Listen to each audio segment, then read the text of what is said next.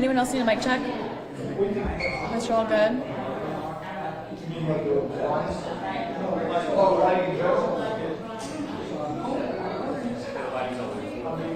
Yeah.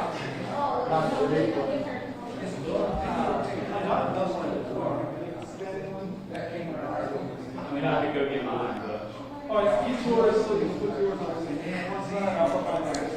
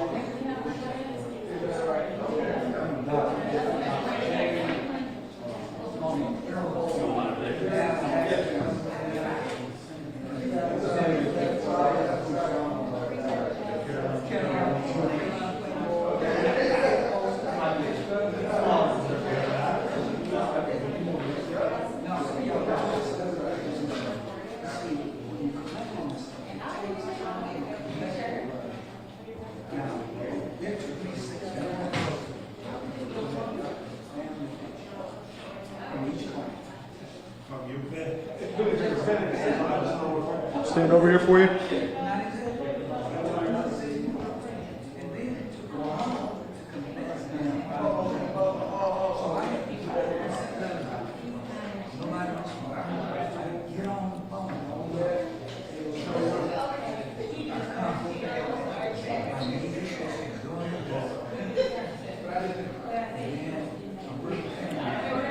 Chris, what's your white balance on?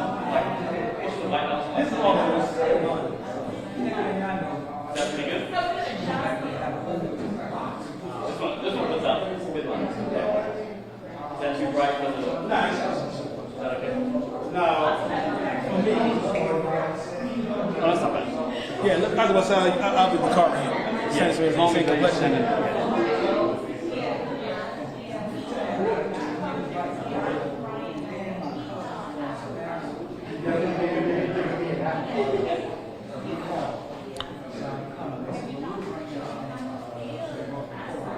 How's it looking for everybody?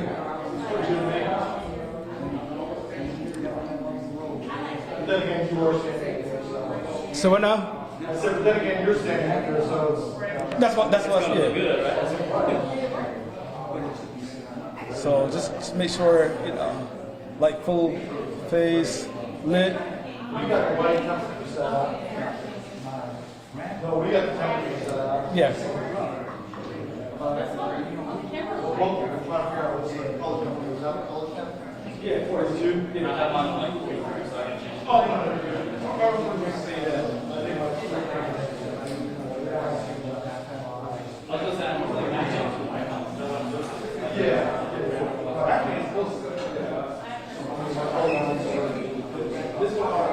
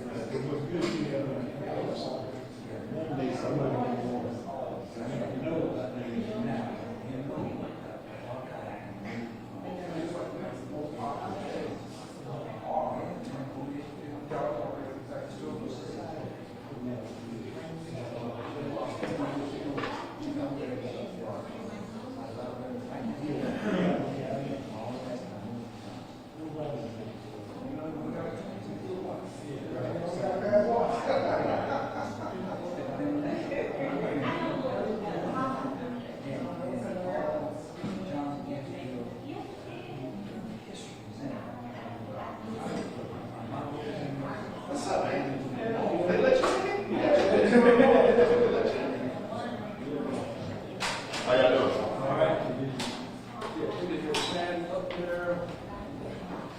Oh, it's hot in here. Julie, it's hot in here.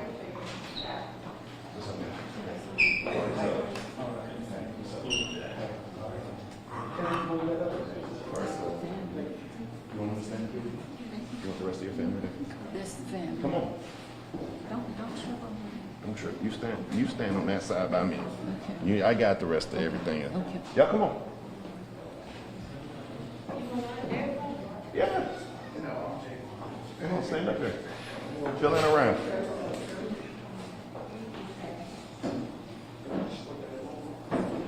You done put your sharp suit on, you might as well come on and be seen. You got that fresh out the cleaners. No, he's a careful man. He's always Oh, see? He's always like All right. Good afternoon. Y'all don't speak back? Good afternoon. Good afternoon. First of all, can everybody hear me? Thumbs up over there if you can. I got you. I got you. I got that from a young lady from Bamberg County who's the former governor of South Carolina, Nikki Haley. She used to always ask reporters thumbs up if they could hear her. So we good? Everybody good?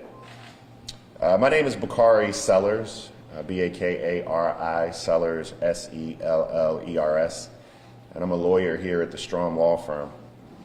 I first want to say thank you all for coming out on a day such as this, a very, very hot day, but a day in which we remember somebody who was a father, somebody who was a son, somebody who was a loved one, somebody who was a brother.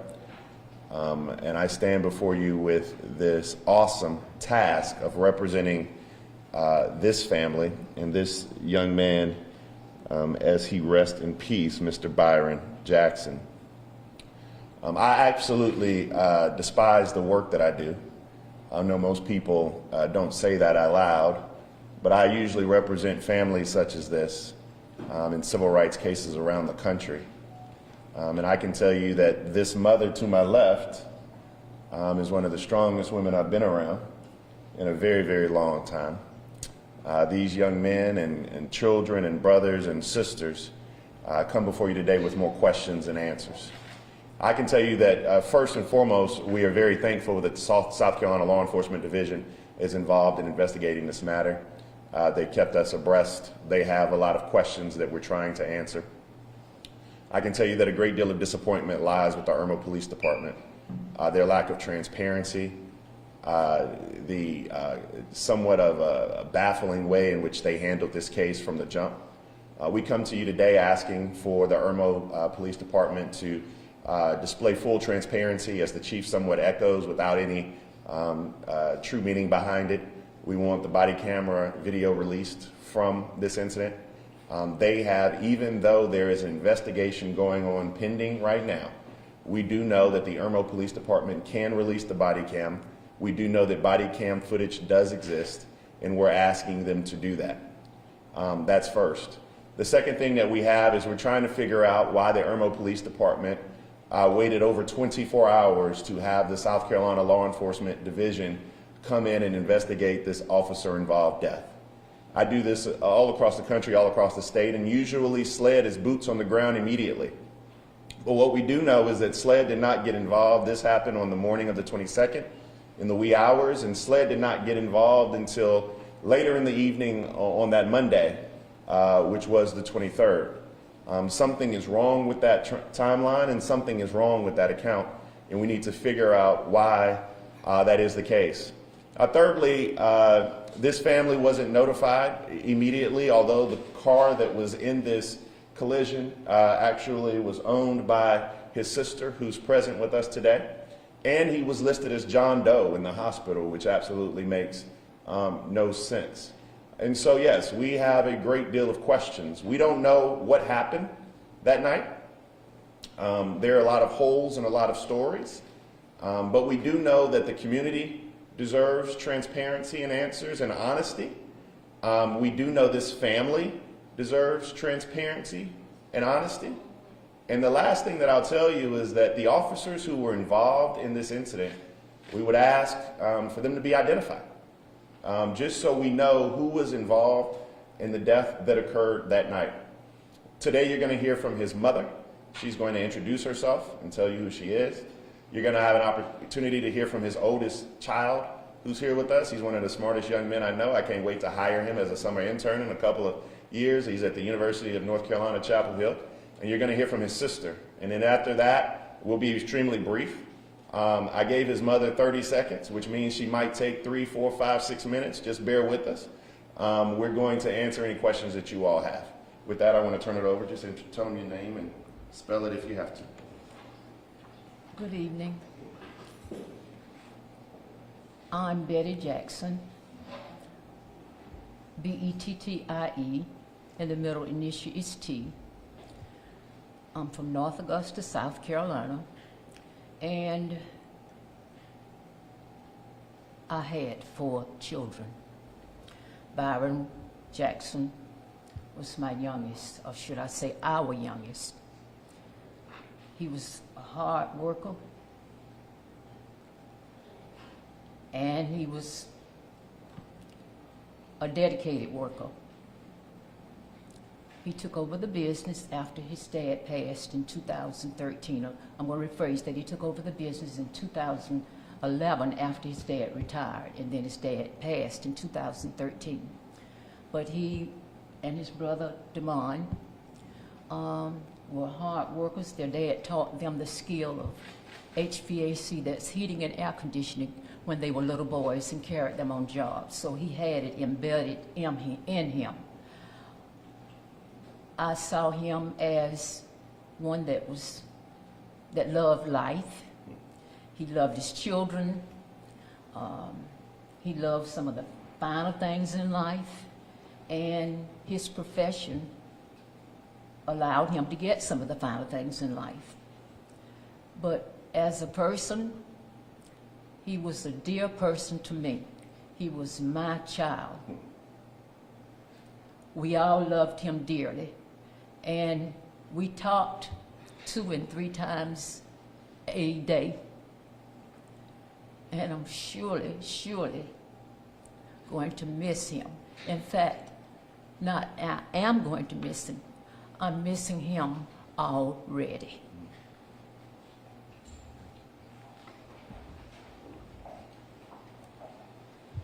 Good evening. My name is Kyson Jackson, and I stand before you all as one of 6 of Mr. Byron Jackson's children. I'm his eldest son. And I believe if you survey all of the 6 of us, all of us can testify that our father never ceased to show his love that he had for us. That was never a question that I had, a doubt in my mind, whether or not my father cared for me or not, because he always made that clear.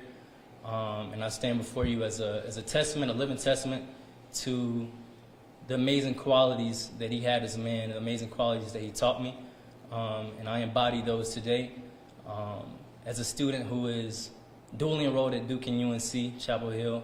I'm on full scholarship, and I just stand as a proud representation of who he was and what he stood for. And so I'm honored to be before you today, and I stand on behalf of all of my siblings when I say that I know that I was loved, and I come from a father who never failed to show his charisma and his wit and his just energy and his zest for life. So thank you.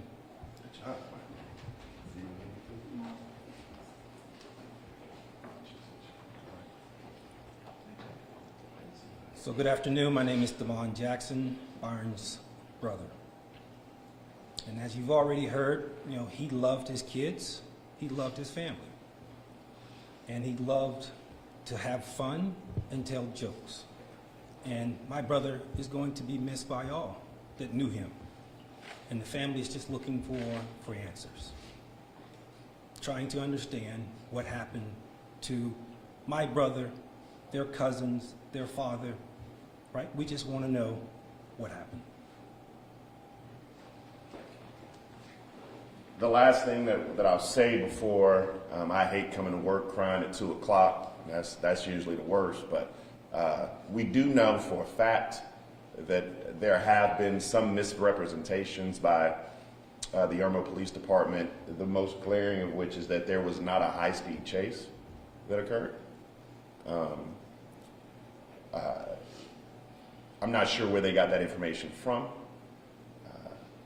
as we are also aware that the officers involved do have counsel, but at this time I'm not sure that they have spoken. But that is simply not accurate. In fact, we know that the van couldn't go but so fast because the van wasn't one of these new Pacificas or something that people have out here. It was a work utility van that was having its own issues, and we do know from investigators that it was not a high-speed chase that occurred. With that being said, we'll answer any questions you all have, and I will do my best. If it's something for Damon or his son, we will attempt to allow them to answer. Otherwise, I'll answer whatever questions you all have. Regarding the press release from the Irmo PD, it said that they got a report that there was a possible fight inside the vehicle, but that when they got there, there was just a sole occupant of the vehicle. Have you gotten any clarification on that? Yeah, there was no fight. There was nobody else in the vehicle. This started with a 911 call from a resident of Irmo. I'm not sure what she thought she saw, or I can't go into her head, but there was not a fight in the vehicle. There was one person who was Byron in that vehicle. That is a fact. Have he ever had any breathing issues before in his life, if you don't mind my asking? No, not to our knowledge. He didn't have any severe health issues. I think that it's fair to say he wasn't a perfect individual, but and we don't know the answer to the questions of why. This can be fixed pretty quickly. If they release the body cam video, or at least allow the family to come over and view it, then, we can come out and tell you what we saw. And we can tell you whether or not there was some shenanigans at play, or whether or not this was a tragic accident, and allow Byron to rest in peace. I don't know the answer to those questions, but I can tell you that we're not going to allow the Irmo Police Department just to treat him as some other young African-American kid who got in an altercation after a high-speed chase. He's dead now. You guys going about your business. That's not going to happen on our watch. Ricardo, are you looking to file any legal filings on behalf of the family at this point? Maybe. I can't tell you yes or no because I don't know what we're looking at.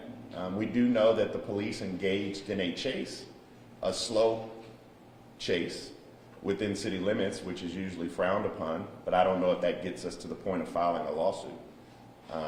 We know that this incident began at the top of a ravine and ended at the bottom of a ravine, not the car, but the officers and Mr. Jackson. Now, I can't tell you anything further than that, but I'm a damn good lawyer at this, and if we have to go to court to fight, we will. I didn't mean to curse words, but I was just telling them. So what has been their response to your request for the footage? Why are they not releasing it? I'm not sure they know exactly what they're doing. I think it's just been a calamity of errors. And I think the chief is trying to walk this line of protecting his officers while telling the community that he's being transparent and he's cared about everything else but these individuals that are behind me today. Right, may I ask respectfully, do you know cause of death? Has that been determined? We don't know cause of death at this time either. He's been buried, but we don't know cause of death.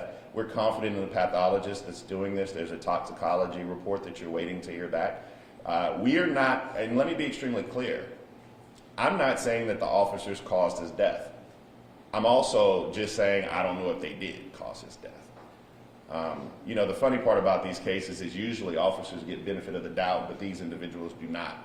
But we're giving people right now time to answer questions. We just wish Irma would. What is your understanding of what happened? Can you share how many officers responded, how many vehicles, was there dash cam as well as body cam? There's dash cam, there's body cam, there's other footage available as well. It was a low-speed chase a mile or so away from where the incident occurred, where 911 was called. Well, let me just say a couple miles away, I don't know the distance. He was going at a low rate of speed. There was a collision, not a wreck, and he got out the vehicle, ended up in a ravine. The officer ended up in a ravine, and I don't know if they ended up in there together or he went down. We don't, and he was handcuffed and he's dead.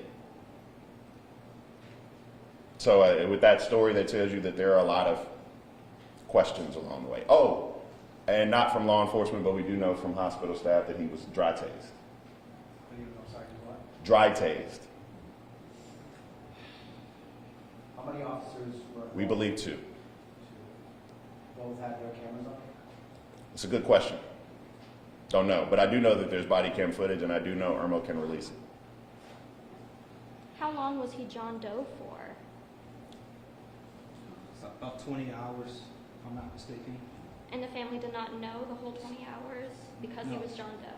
That's correct. Got it. When were you notified, Mama?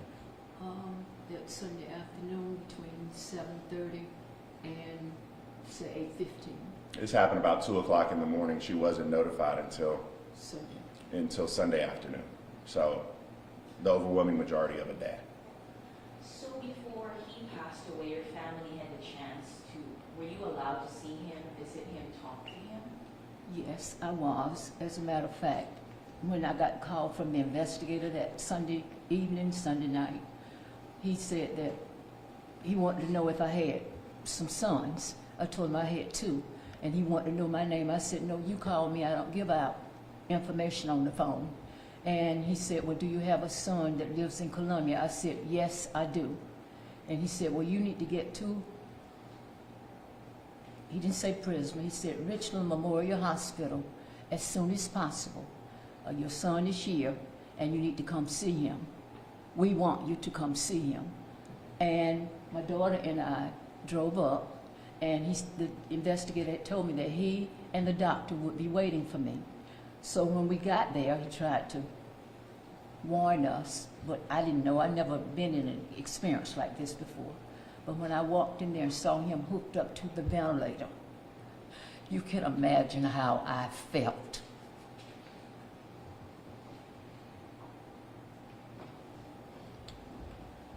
One more. What was his status? And I'm so sorry if you're going through this. It's terrible. I wish the police would offer more information. When did he pass? And how much time went on? What was happening at the hospital to that point? Yeah, he passed on, what was it, the 25th at 5:24 p.m. Right? It's our understanding that when he was brought in, he was already without oxygen for roughly 24 minutes and potentially brain dead. You say potentially. Do you know any more details about his status from that moment? I don't. We will dig into that as we get medical records. Last question. Anybody got one more question from anybody? Well, yes, ma'am. Is this all family, children as well? Yes. Everybody? Yeah, we're all family up here. First of all, thank you again for coming. I anticipate that you all will hustle over or make some phone calls over to the Irma Police Department. I just ask humbly Some of you all have done this, and it drives me crazy. But please, if you have any questions, reach out to myself or Mr. Wakila. Please leave the family alone directly as they are still grieving. We're very communicative, and we plan on answering any questions when we can. But if you please just let them and give them this time to grieve, we would appreciate it. So thank you, and God bless you all.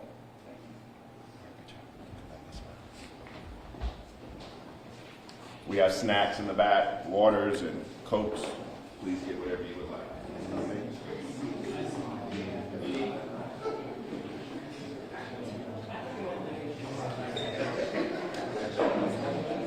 Are you busy, sister? 88. How much was been? 78. Okay. Y'all need any coffee?